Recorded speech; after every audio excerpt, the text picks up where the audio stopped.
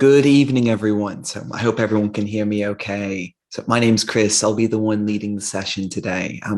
I'll introduce myself properly in a minute. While we're still waiting on a couple of people to join, could you please write in the chat box where you're viewing from so that we have an idea of what kind of audience we've got today?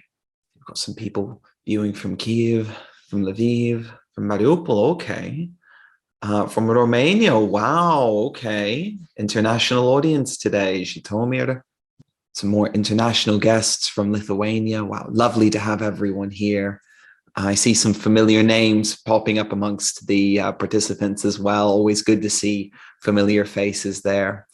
So a couple of little notes about how we'll be working today before I introduce myself properly. Well, one little question before I get started. Is my voice coming through okay? Is it loud enough? If so, you can just put a plus in the chat. Because there are, well, now 45 of us, and I expect more, I've muted everyone. Sorry about that, but I think 100 voices at once would probably be a little bit chaotic. Okay. Thank you all so much for finding some time out of your day to come to join us for the session today. I'm going to properly introduce myself before we get started. So my name is Christopher Reese. I am a teacher and teacher trainer here at Great Education Center, where I deal with exam prep. I deal with preparation for various Cambridge exams, B2 First, C1 Advanced, C2 Proficiency. In my career, I have also done IELTS preparation, and I've co-authored, well, two parts of the same course book on ZNO preparation for the Ukrainian state school exams. So this is in addition to my work as a teacher trainer, working as a CELT-P or CELT-S trainer for primary and secondary students, the CELTA for adults, and as a Delta Module 1 preparation tutor. So this is all to say that there's a little, well, the exams are a big part of my own experience. And today that's what we're going to be talking about. We're going to be talking about exams. I'm going to start sharing my screen really quick, and I'll share the presentation. We'll get into it. So we're talking about exams today, and I thought it made a lot of sense for us to start the session. Well, the session's titled, So You're Thinking About Exams. And the title actually comes from a very personal place to me, because I'm going to take us back to very early in my teaching career, actually my very first advanced class.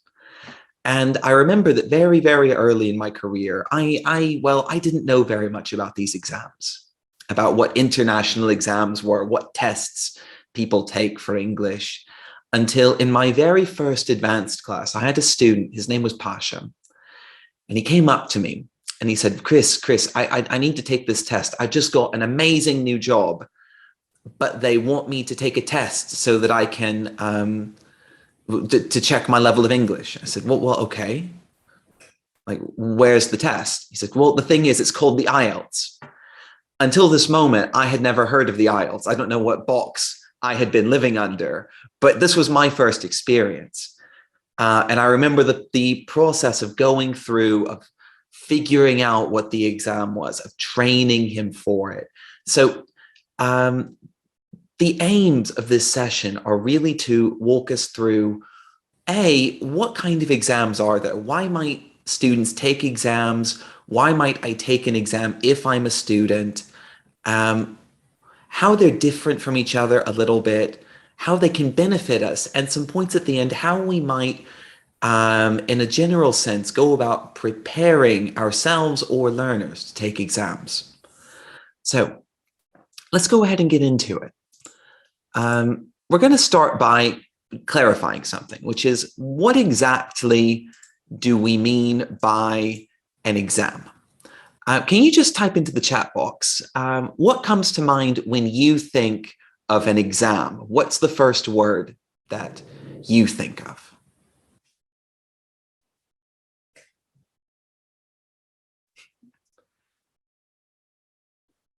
We've got words like control, stress, assessment, death.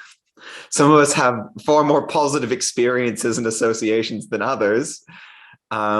Testing of language competence, evaluation, okay, more stress, more tough preparation, hard work. Yeah, lots of really, really big ideas coming across. And actually, I think in the past, well, and now, many of these still hold true. Because when I think back to exams when I was in school, I get a picture in my head. I get a picture of something like this, that exams were, even my language exams in school, were much like this, sitting quietly at a desk, completing exercises. But modern exams are a little bit different. They might look a little bit more like each of these.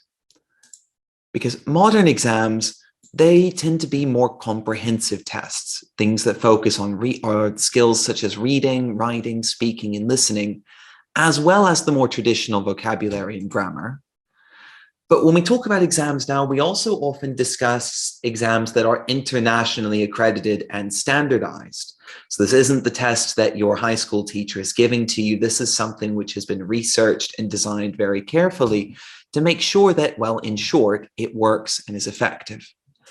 And there are a lot of different ones, which is part of what creates the confusion. And when you look at them, it does tend to be a bit like alphabet soup.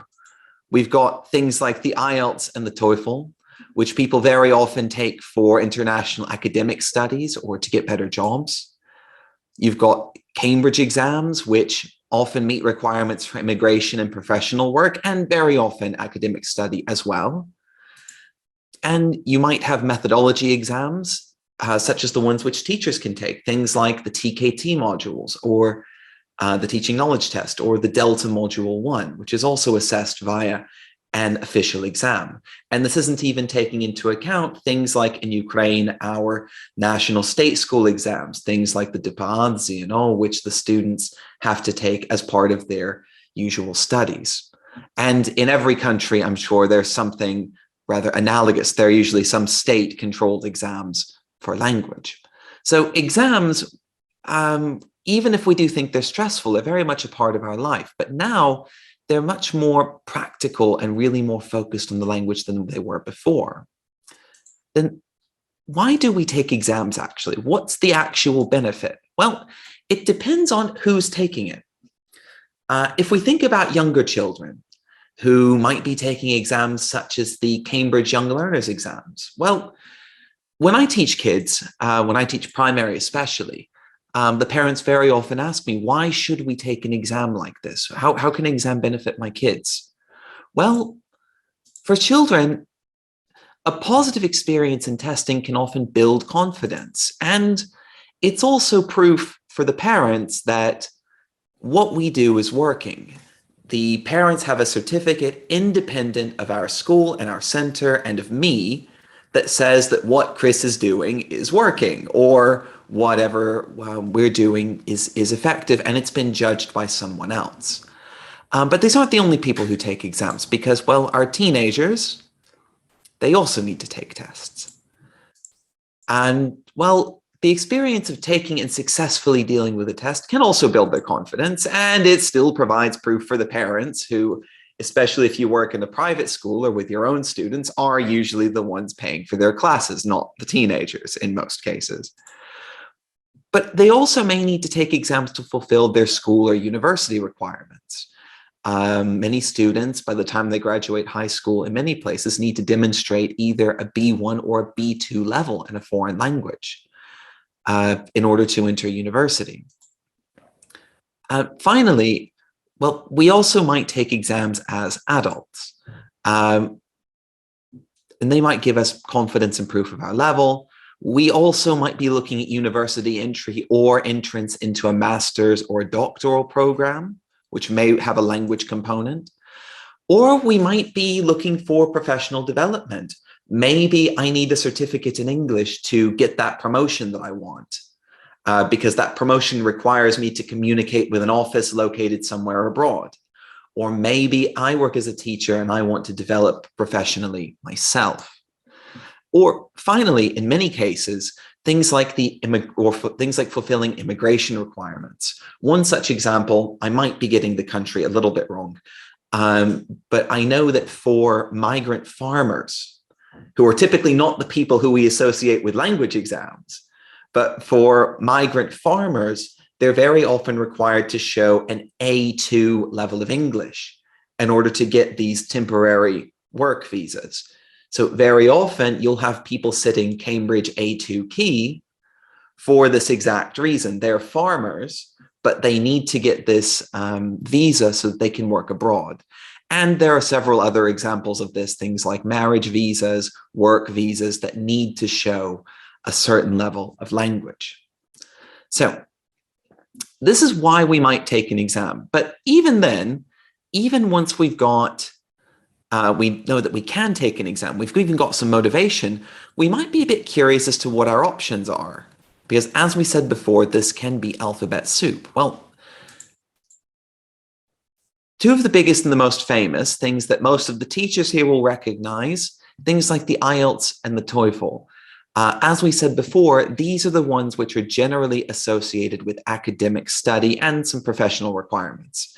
IELTS more often accepted by academic study in Europe, abroad. TOEFL very often accepted by American universities, although IELTS is becoming more accepted in that sphere. We've got the Cambridge Young Learners exams, the starters for pre-A1, movers for A1, and flyers for A2. And then we've got the qualifications from the Cambridge exams for either for schools or for adults, things like A2 key, B1 preliminary, and B2 first, which aim to check that we have a certain level. That is, they want to check that we are A2, that we are B1, and we are B2, all of which have a for schools component. And these are different from the IELTS and the TOEFL because IELTS and the TOEFL aim to tell us what level do you have right now. When I said the IELTS, it may tell me I have an A2 level, it may tell me I have a B2 level, but I'm going to take the same test either way. With the Cambridge exams, they're checking if I have a particular level or not. So depending on my needs, one of them may be more suitable than the other. A2 key, B1 preliminary, and B2 first all also have for schools components. That is, if you're a secondary student, you can opt to take a more age-appropriate level of the exam because, well, adults can deal with topics like law and psychology, and teenagers maybe won't cope so well just because the topic is something a little bit strange for them. Cambridge also offers the test, the C1 Advanced and the C2 Proficiency, to check higher levels and to show proficiency at these higher levels. However, these two do not have a for schools component. They only have the version for adults, even though in my experience, I've seen several teenagers who have sat them successfully. Many of them have even been in my classes. So this is just a small summary of some of the exams that we might look at taking. Okay, so we know what exams we've got. We know why we might take them, but there's a bigger question. Many of us here are language teachers, which means that we also need to know, well, okay, is it worth it for me to take an exam even if I don't have a job that I'm trying to get, even if I don't want to move anywhere necessarily? Maybe I'm confident in my teacher. Is there still a reason for me to take an exam? And well, from what the research says, we know that that's generally a resounding, probably yes. Why? Because we know things like, well, as we said earlier, exams are stressful, but stress, particularly the knowledge that we can cope with stress, leads to confidence and motivation. It's this knowledge that I have been through the fire, I came out and I did it, so I can cope with it again. I'm not going to be as worried about being in new situations. Exams also lead to increased performance. And if you look at the reference, this is something that we've known for a very long time, that tests and taking exams puts this pressure on me to know it, which often results in a better result. Moreover, we know that having a test provides me as a student with a goal.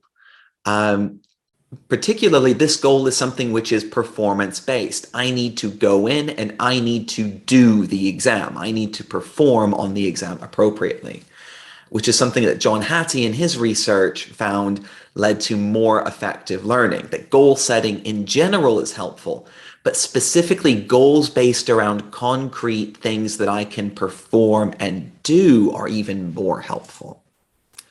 Exams also encourage revision and practice testing, which help learners remember better. Very often when we teach general English, things can easily get kind of lost to time because, well, we just continue studying and we continue going. And if I know that I have to sit a serious exam and I know that I need to be able to do X, Y, and Z, I'm going to revise and make sure that I know how to do them. Exam preparation, if we talk about it as a class, also provides a narrower focus. That is, we're not going to be focusing on English as a whole or in general. We're going to be focusing on these things which are necessary to cope with the exam. We're going to zoom in on a few precise skills.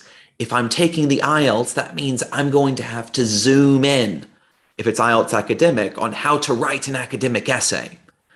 Yeah, I'm probably not going to learn how to write, I don't know, a film review, but I will get much better at this formal academic style of writing. If I go to study for something like the C1 Advanced, on the other hand, from Cambridge, then I'm probably going to get better at, if we take the theme of writing still, writing reports and writing film reviews, because these are things which might be included on the test.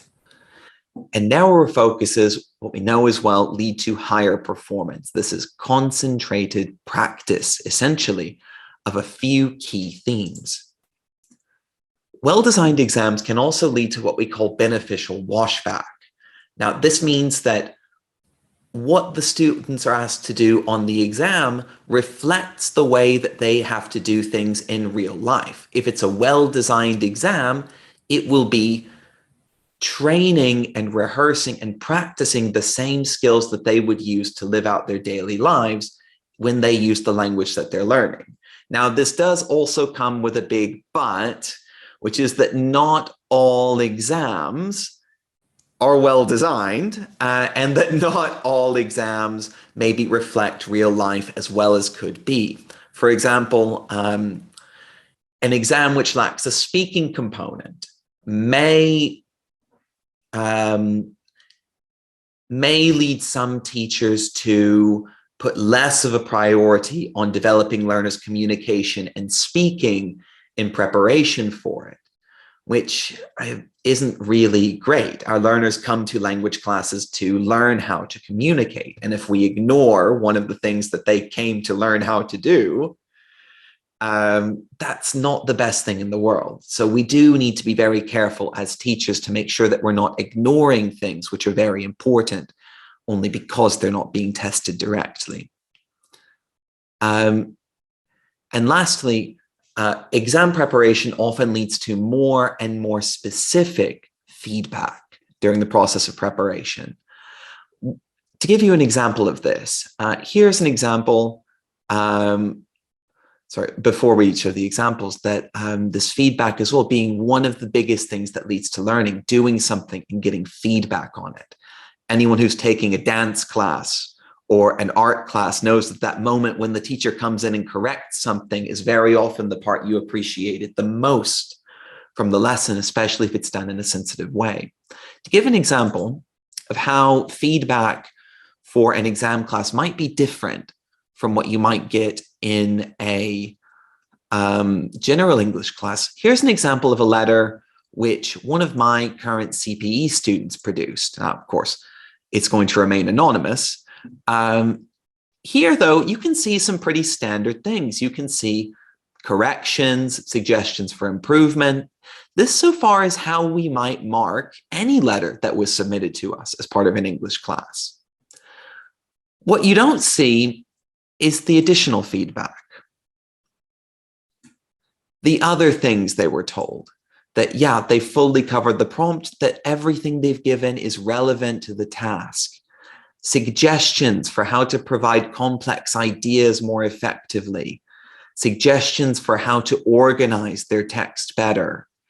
So going a bit more in depth into the feedback which they're given, which learners often need and appreciate in the context of exam preparation. They need to know how they're doing in the context of the exam, which will lead us as teachers naturally to give better feedback. Another example as well from the B2 first exam, where we can see an essay with a similar point. Yes, we have some corrections throughout, but we also have detailed comments and feedback at the bottom, which help us to develop our learners' skills. And this is something that learners really appreciate, and something that actually, in my experience, has learners coming back to exam classes. I've got a student with me right now who he prepared for the C1 advanced exam with me. He passed it. Now he studies in my C2, I think it's already the second half of C2 group. And he told me that he was signing up for CPE preparation, not because he's super interested in getting another certificate, but because he wants this kind of feedback again, that he misses getting this super detailed, itemized exam feedback that he was getting when we were in the exam prep class together.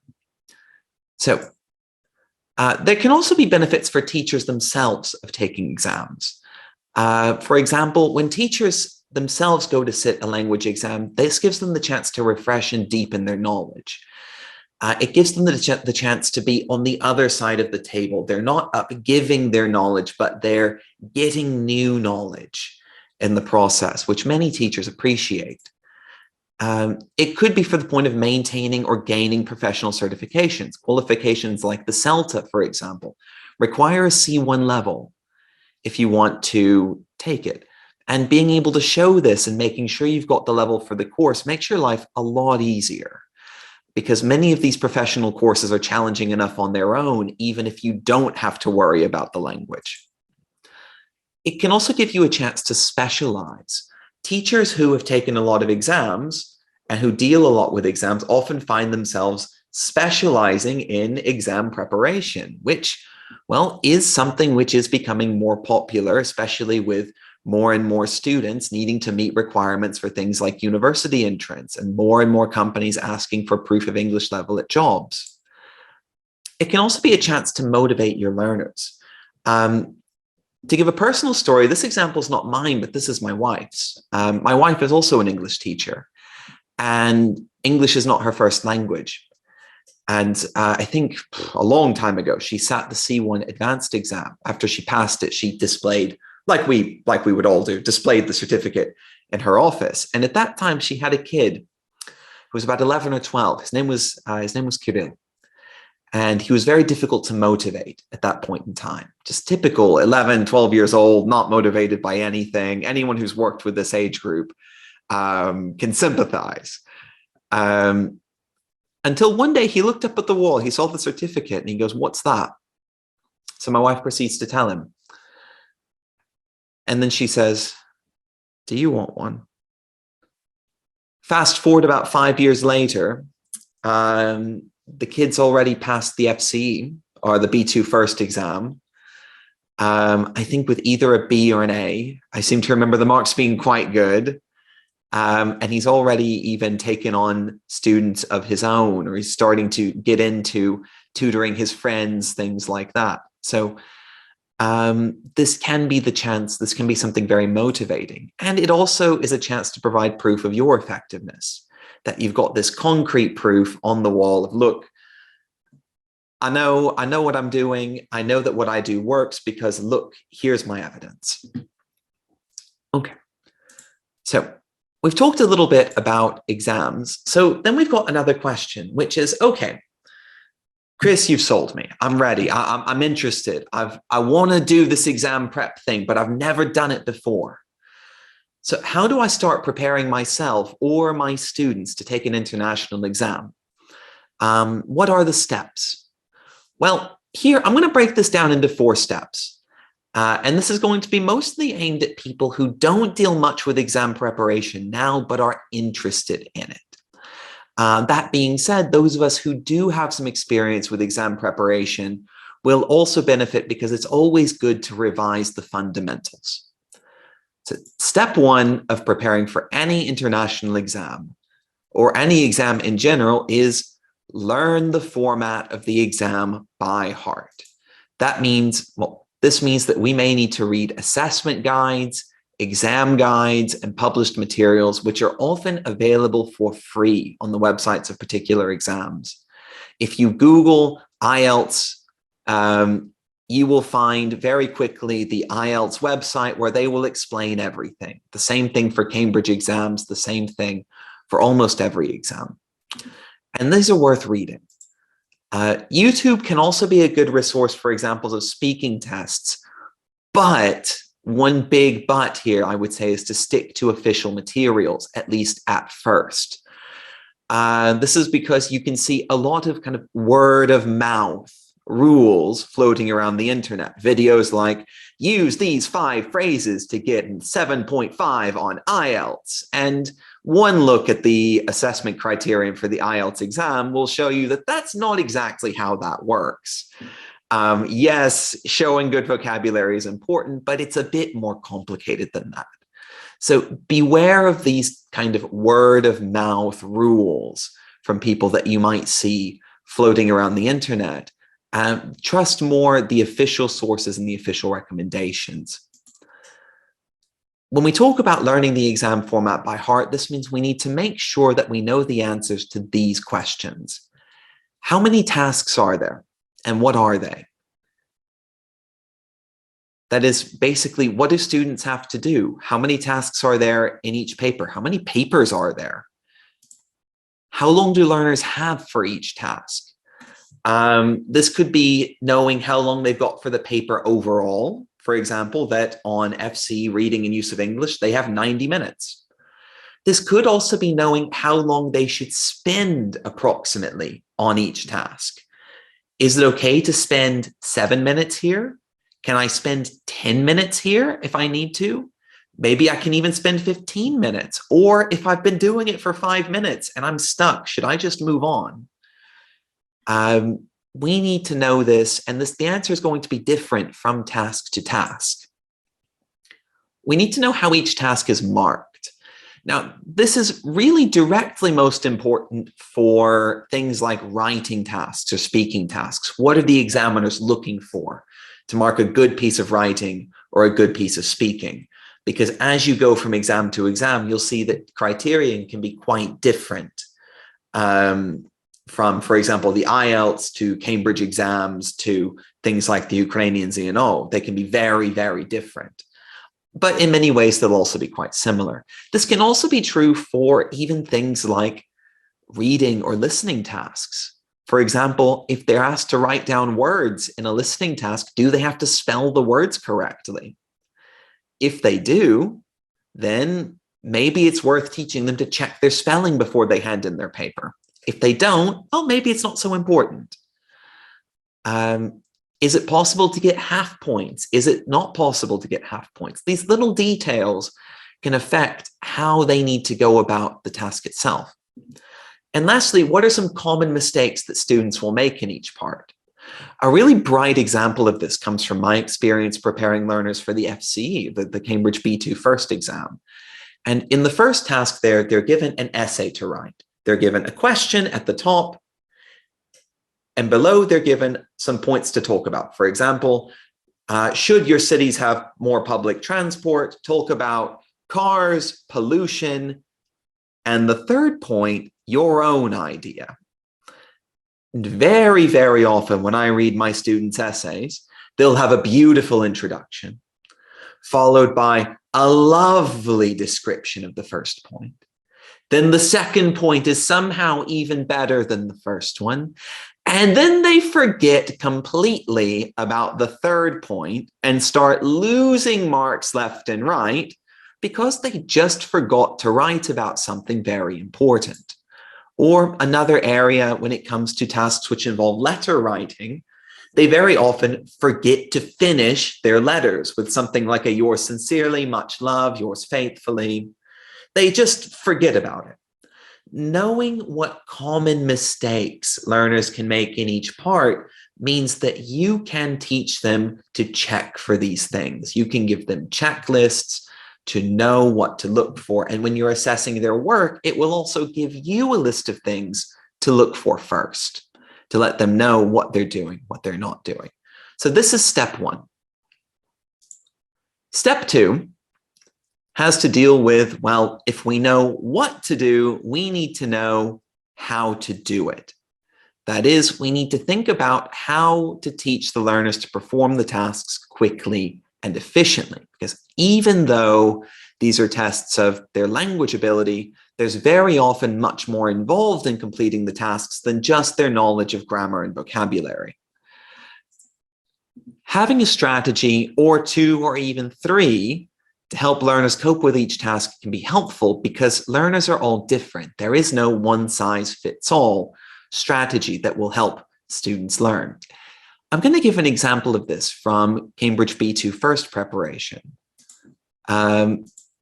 which you can see here. Here, there's a reading task. I'm briefly going to walk you through what's involved in it. Here we go. So here, in this task, the students are given 5 short texts to read, and on the left, they're given 10 sentences.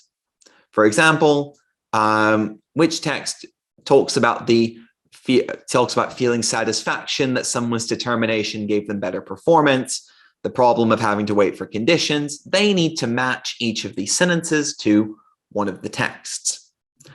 More accurately, these sentences are all paraphrased versions of sentences that are found somewhere here. When my students very often see this task for the first time, the way they go about it goes about like this. They read text A very quickly, and then they match 9 out of 10 sentences to text A. Then they read text B carefully. Then they say, oh no, I'm confused now. Some of these look like they could be text A or text B. Okay, I'm going to look at text C. And then they look at text C and they think, oh no, now I'm even more confused than I was at the first two. This strategy works for some people. Some people do very well at reading each one, then matching. Some people get lost. For the students who get lost, one of the strategies I teach them to cope with it is to go the other way. First, I might read my first sentence and find my key words in it. In this sentence, for example, things like feeling satisfaction, determination, and better performance, things that I can easily look for in the task. And then I just start reading quickly, looking for these things. Okay, satisfaction, determination, satisfaction, determination. Nah. Okay, B, satisfaction, determination, satisfaction, determination. No, this one's got stuff about weather. That doesn't really make any sense. Okay, satisfaction, determination. Oh, I was gaining confidence and building up to my experience, and it was really rewarding to see myself improving. Aha. So then I would put my answer C and move on to the next one and rinse and repeat. Rather than reading the texts carefully, looking quickly for the paraphrase sentences that I can find. Now, does this work for everyone? Absolutely not. Some people get more confused by this than the other way. But for people who struggled with one way, with the first way, this very often helps them, especially when the texts are more challenging. So not a one-size-fits-all, not the only way to do it, and not the only way I teach to do this task. But having strategies to cope with the tasks better will help the learners to perform better. And this is something very often that we can teach them rather quickly And when we teach it to them rather quickly, they can start to make a lot of improvement in a short period of time just by improving their process. Because, well, developing their grammar takes a really long time. Developing their vocabulary takes a really long time. Teaching them how to do the task better can show pretty quick improvements. So this is step 2, which gets us to step 3. Because like we said earlier, well, we shouldn't ignore their language, though, because they will, at the end of the day, need to know English to pass an exam in English. Which means that we should also think about how to use the exam to develop our learners' English. I'm going to give a couple of examples based on the same text from the previous task. When I was preparing the session, I had to look at text D, and I thought there's some really nice vocabulary in text D. So I read it. I'm going to give you just a minute on your own. Can you just look through?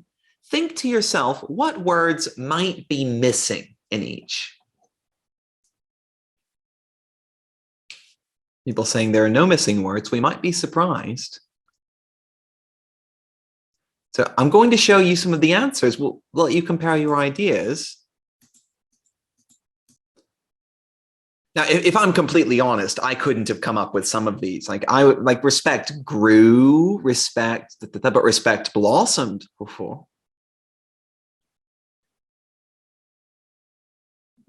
If we look at these words, bearing in mind that this is an exam for the B2 level, respect blossoms at the B2 level, they pulled off some moves, B2, gave them some credit, shouted out, they weren't messing about, have vast amounts of, be messing around. I don't know about you all, but if my B2 students came to me and started using this language, I might die from shock. Like the heart attack may actually kill me. I would be so impressed. So,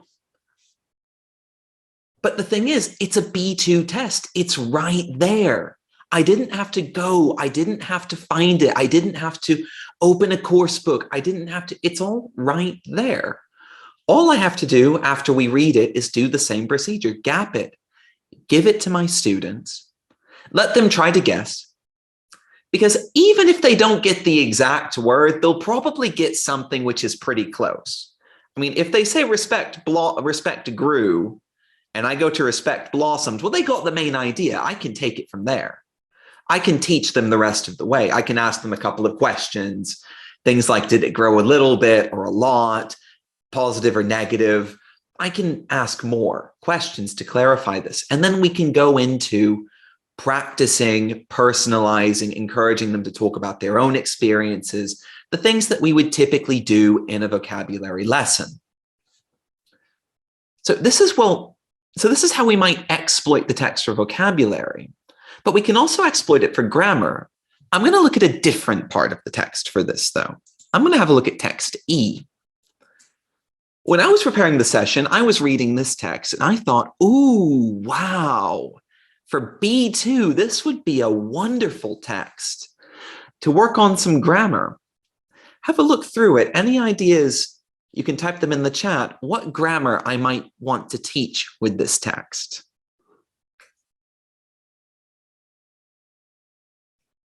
People got that very quickly. Okay, I expected to have time for a sip of coffee. No, you all are too good for me. So yeah, here I've got loads of examples of both present perfect and present perfect continuous. And comparing and contrasting these tenses is something absolutely relevant for the B2 level, where they need to be able to deal with this. So after we've read the text, after we've done the exam task, I might extend it a little bit. I might highlight these sentences for them. And I might give them a little task to do. Very simple, just to match which sentence talks about this, a single action, a repeated action, and a duration. Here, I've essentially turned my exam task into a very simple guided discovery activity. And from here, we can finish teaching meaning, form, pronunciation. I can finish clarifying on my own, but I've got the meaning clarified through the text. And from here, again, we can go on to practicing like we normally would in a grammar lesson, finishing with a speaking task, bonus points if it's something connected to exam preparation. But the point is that we're not just doing practice test, practice test, practice test, practice test, that it's practice, then language development, then more practice, then language development, that we're exploiting and getting the most out of our materials. So this gets us to step 4, which is if step 3 was exploiting the exam tasks to develop their level of language, then step 4 is to go the other way. Step 4 is to think about how to incorporate the exam in little ways to every lesson. Now, this could be little things like, rather than setting them a discussion task in pairs, here are some questions for you to discuss, go. Maybe if your exam's got a speaking component, give them a similar task, but make it the format of the speaking test.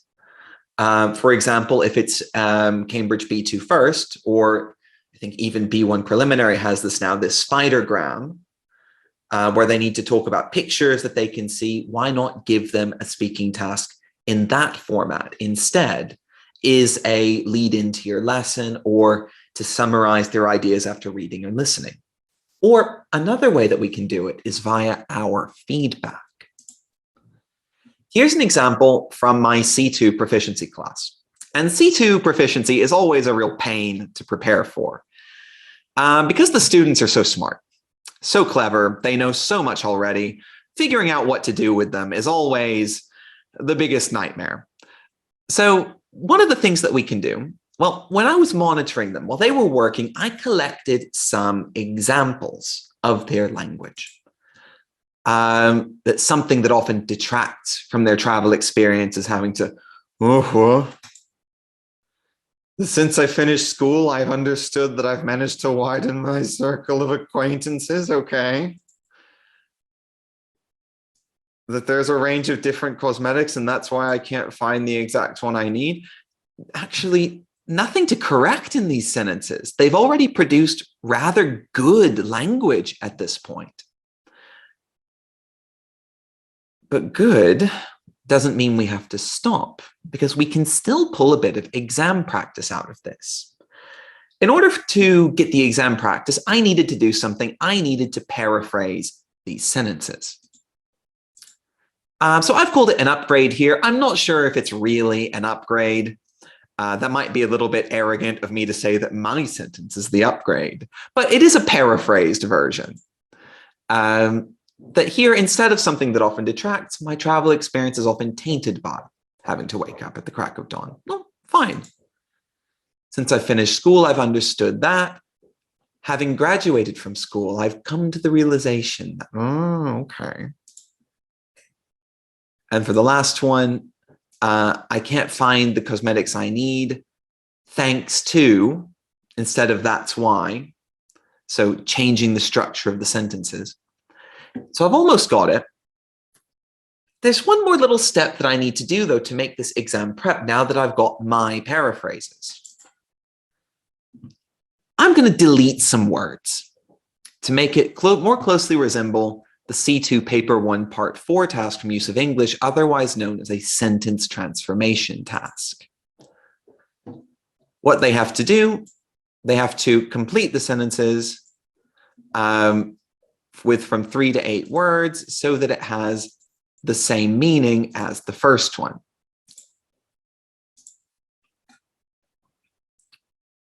And what we have now is an exam practice task which was generated from their language.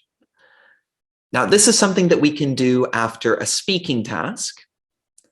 Although doing it, I'm just going to say a little word of warning, doing it immediately following a speaking task takes a little bit of practice. It took me a couple of tries before I could really reliably produce these on the spot. It's not the easiest thing to learn to do, but maybe between lessons, or maybe after they've submitted a writing task to you, and you've got some time to sit down and think about how you would upgrade their sentences, maybe particularly if they're using very simple language and you would like to push them a bit. And because it's the format of the exam, well, they're getting additional practice working on the same kinds of tasks. You don't have to worry, if we talk about this from a practicality perspective, you don't necessarily have to worry as a teacher about doing this perfectly. What do I mean? Well, if we have a look at number 3, really, we could actually finish this sentence a few different ways. I could say, I can't find the cosmetics I need. I can't find the cosmetics I need due to, not only thanks to, owing to. Great. That gives us more to discuss in the lesson. If the students are clever enough to come up with 4 different correct ways to finish that, even better. We're still getting this range. We're still upgrading language, and it's giving us a chance to pull out this language that they know, but they don't necessarily use. So that is using the exam again to develop the language and using the language to work on the exam.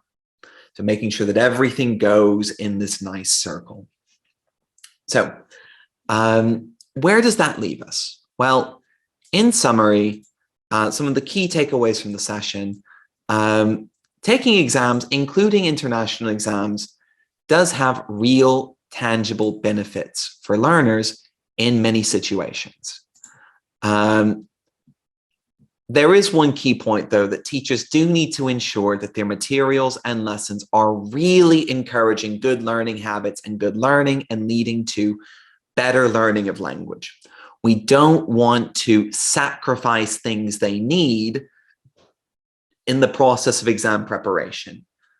We don't need to sacrifice speaking just because the exam doesn't have a speaking component. What's more, this speaking, from what we know about how we learn languages, likely is going to improve their language skills. And the number one predictor of how someone's going to do on a language test, at least from what we know in the research, is their language ability. At the end of the day, they have to know the language to do well. So exams may also help us to develop as professionals and refine our craft. I mean this from the point of view of taking them and preparing for them. I know that when I had to start assessing writing tasks on things like organization for Cambridge exams, now I had to learn what actually goes into that. What do we mean by organization? How does this work exactly? I got to teach someone how to do it. So I've got to understand it clearly myself. When we talk about communicative achievement, again, from Cambridge exams, because that's what I spend most of my time dealing with, I need to know, well, what is every kind of document supposed to do? What are the features of genre? What styles are they expected to be in? I have to know this because I have to teach this. And well, teaching something is often the best way to learn it. And lastly, with proper preparation and by properly exploiting our exam materials, we can help to bring our learners' English to a higher level.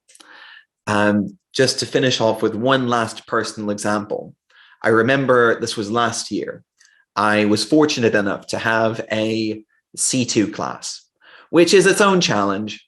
I always joke that it's my least favorite level to teach because of the amount of time and preparation that goes into it. But it's often one of the most interesting as well. And this particular class happened to be made up of 2 halves. One half had just finished a C1 advanced preparation course with me, a CAE preparation course with me. And they had just taken their exams. The other half were coming from a C1 general. And I could tell a difference immediately between the 2 mini groups in my tasks. We sat I remember I gave them a reading text to deal with on the first day. And the half that had prepared for the exam were finished after about 4 minutes, looking like, okay, Chris, what do we do now? Chris, do you have anything for us to do? The other group that came from a C1 general group were about halfway through, which caused a headache for me because I'm like, oh no, what do I do now? I've got to think of a new activity for this group. Wonderful, excellent. Lack of lesson planning can do that to you. So the point here that these exams, especially good modern exams, many of these international exams do help bring our learners' English to a higher level. So here you can see the references that I've used to put together the session. We will be sending a copy of the PowerPoint and an additional file with some additional tips and help for preparing for exams to you. But we've got a couple of minutes because I've, for once, finished one of these things on time. So my question is, well, here's my contact info. If there are any questions, you can leave them in the chat and we'll discuss them together.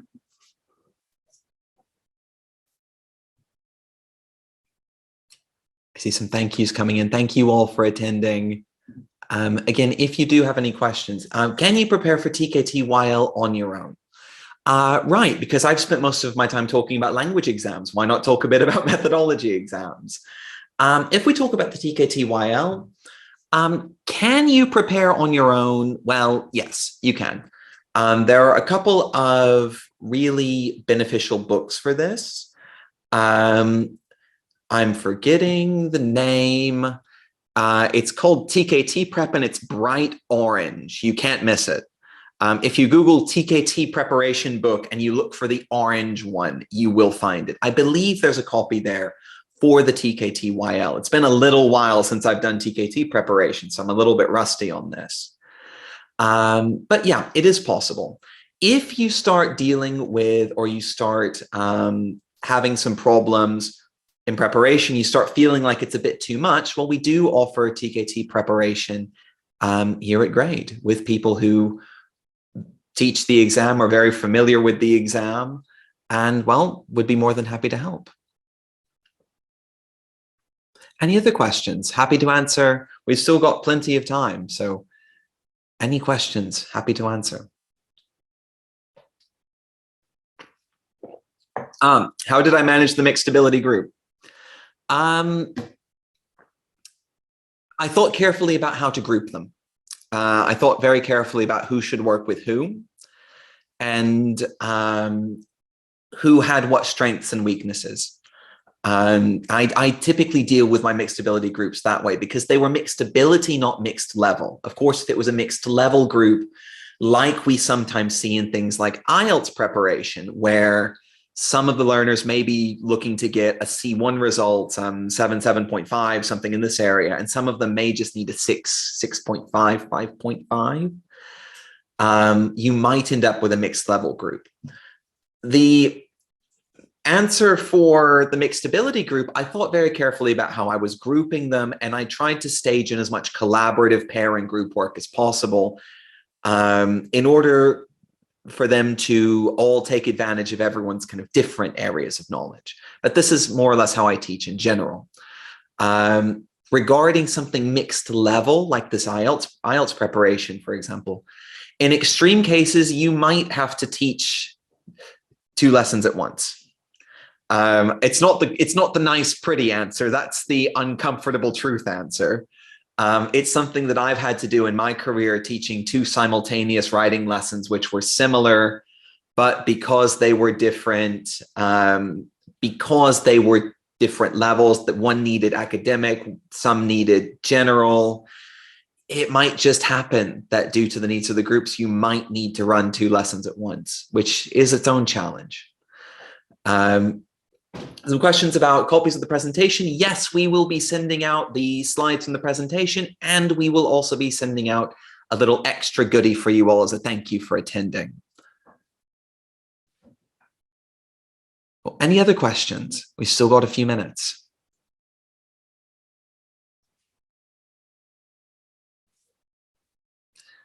Impeccable dictation. Lots of public speaking. I promise it wasn't always like this. I've been doing public speaking since I was in elementary school.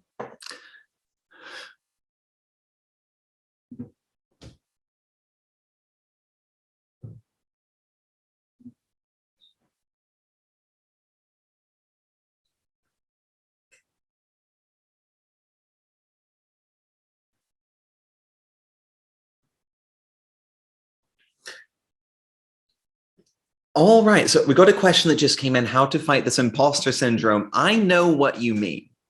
I know very well what you mean. I remember the first time I was asked to do, I think the most recent example was Delta Module 1 preparation, because I do also work with Module 1 of the Delta, preparing learners to take, or preparing teachers to take the exam. I remember my first course, I felt like I was a complete fraud, a complete imposter, that I was just putting on a clever face. And then as you start to answer their questions successfully, as you start to understand, no, actually, wait a second, you do know how to do this. You do understand things. You're good. As you work with it more, you understand that actually this was just your impression of yourself, that this was your lack of confidence, not anything else. So my answer to dealing with imposter syndrome, especially when it comes to exam preparation, is really simple. Ignore it, push it down, and do it anyways. Because the more you do it, the more this feeling of imposter syndrome will go away. If it's specifically exam preparation, I would also say, take the exam itself that you're preparing for, if you feel that way. You might feel like an imposter if you're preparing learners for C1 Advanced and you've never taken C1 Advanced. So take the exam yourself. Get a feel for what it's like. This will also give you some very useful information on what does exam day look like? How will the room be arranged? What are some other practical details? For example, in listening, one of the things that I very often do in exam prep for listening, especially in offline, is I'll try to make some background noise.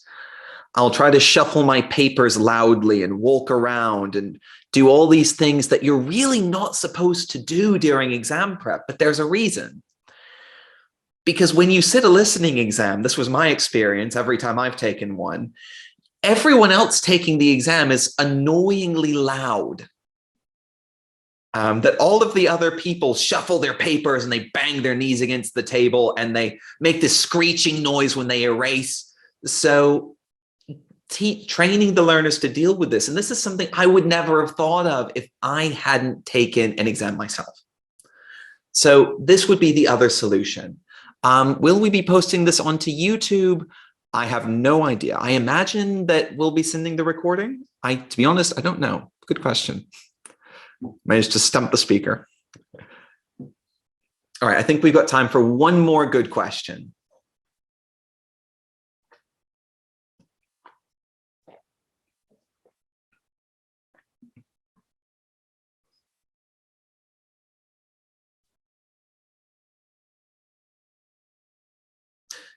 Well, we have the possibility to get a certificate. I believe that they will be sending out something to attendees. I do believe. Yeah. All right. Well, and on that note, I think that's all the time that we've got. So thank you all so much for finding time out of your busy days and your busy weeks to come spend time with us. We would very, very much be happy to see you again, either on our teacher training courses on the CELT-P, the CELTAs, online CELTAs, Delta Module 1 preparation, TKT preparation, or in an exam prep class sometime soon. So thank you all very much. And we're really looking forward to seeing all of you again.